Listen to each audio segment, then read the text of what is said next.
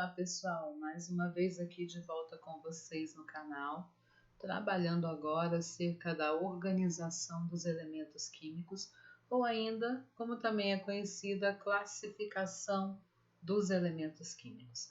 Quando falamos em classificar, automaticamente lembramos de organizar. Não é isso? Faz parte do mesmo contexto. Estou classificando algo, estou organizando. Quando estudamos, por exemplo, a classificação dos seres vivos, a gente viu que os cientistas, eles criam grupos de seres vivos, levando em consideração as semelhanças e as diferenças existentes entre eles.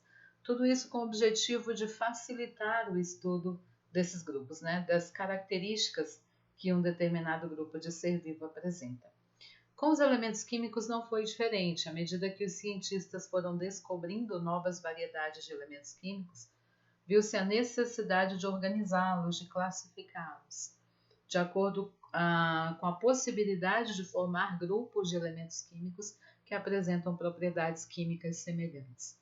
E a partir dessa ideia, desse desejo de organizar os elementos químicos em grupo, surgiu futuramente a tabela periódica, a qual faz parte desse assunto também.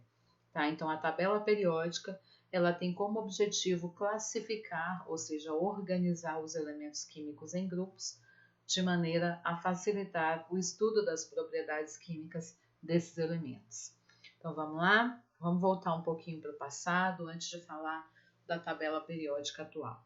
Desde a Idade Média, os alquimistas trabalhavam intensamente com elementos conhecidos na sua época, utilizando alguns símbolos para representar os elementos e substâncias que eram então conhecidas. Só que esses símbolos, atualmente, nós sabemos que os símbolos dos elementos químicos são formados por suas iniciais, A gente vai caracterizar melhor as iniciais do nome desse elemento químico no latim. Só que os alquimistas, que são os precursores dos químicos modernos, eles utilizavam alegorias mesmo, representações alegóricas, desenhos, e cada desenho estava ligado, não é isso, a um símbolo de um determinado elemento ou de uma substância química. Por exemplo, para o ouro, uma esfera, não é isso? Para o ferro, uma esfera com uma seta na ponta, lembrando o escudo do deus Marte, o deus da guerra na mitologia, e que hoje em dia o escudo de Marte é tido como símbolo para o masculino, não é isso? E o cobre, que faz uma alusão ao espelho de Vênus, que seria a representação para o feminino, Só uma curiosidade aí.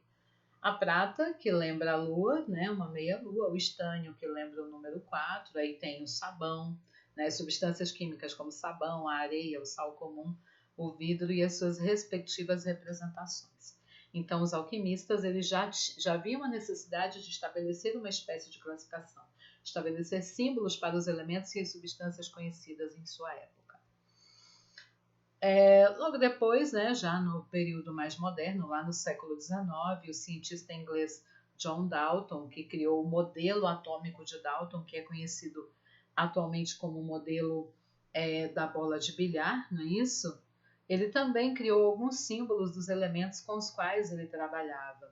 Como para Dalton o átomo seria uma esfera maciça e indestrutível, nada mais justo do que representar esses átomos por esferas.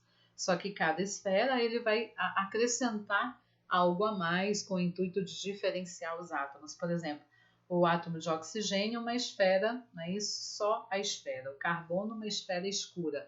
O hidrogênio, uma esfera com uma bolinha escura no centro. O nitrogênio com um risco e assim sucessivamente.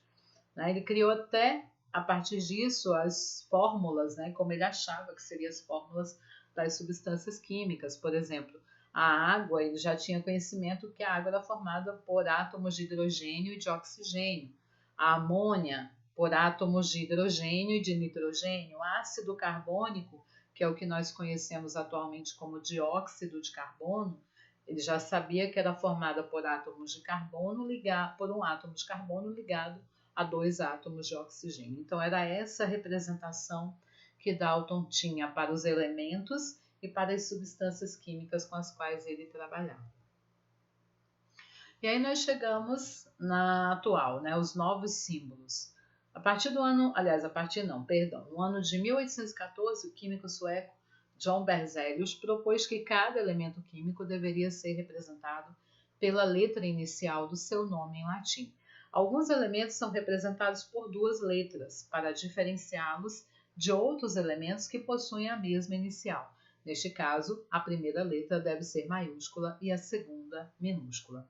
Aqui nessa tabelinha eu tenho para vocês alguns elementos químicos, né? O nome deles em português, depois em latim e o respectivo símbolo.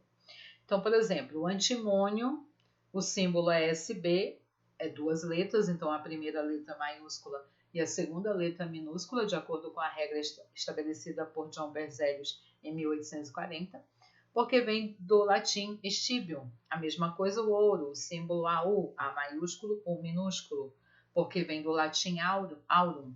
O potássio, cujo símbolo é bem conhecido, não é isso? Representação aí das risadas nas mídias sociais, nas redes sociais. O potássio, o símbolo é a letra K maiúscula, só a letra K, porque vem do latim kalium. Aí o fósforo, cujo símbolo é o P, porque fósforo em latim é escrito com a letra P. O chumbo, Pb, porque vem de plumbo. O enxofre, o S, porque vem de sulfur. O sódio, que é um dos componentes do sal de cozinha, que nós usamos cotidianamente. O símbolo é Na, porque vem de nátrio. E a prata, o símbolo Ag, porque vem de argento, né? A gente logo lembra da Argentina, o Rio da Prata, em alusão a esse elemento químico aí que era muito encontrado naquela região. E aí temos outros, né? À medida que vamos estudando, analisando a tabela periódica, a gente vai vendo que muitos símbolos não coincidem com o nome em português. Então agora você já sabe que é porque o símbolo do elemento químico atualmente é tido pela letra inicial do seu nome em latim. Quando o nome do elemento químico, né, isso tem a mesma inicial do que outro, então eles criam uma segunda letra para diferenciar. Quando é formado por duas letras, a primeira letra obrigatoriamente é maiúscula e a segunda letra é minúscula, tá bom?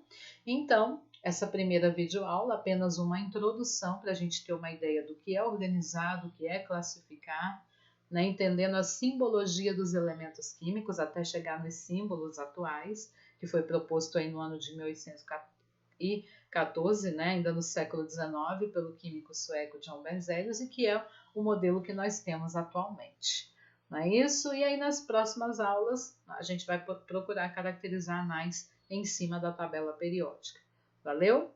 Então, se gostou do vídeo, dê o seu like e participe sempre do nosso canal. Até a próxima, galera!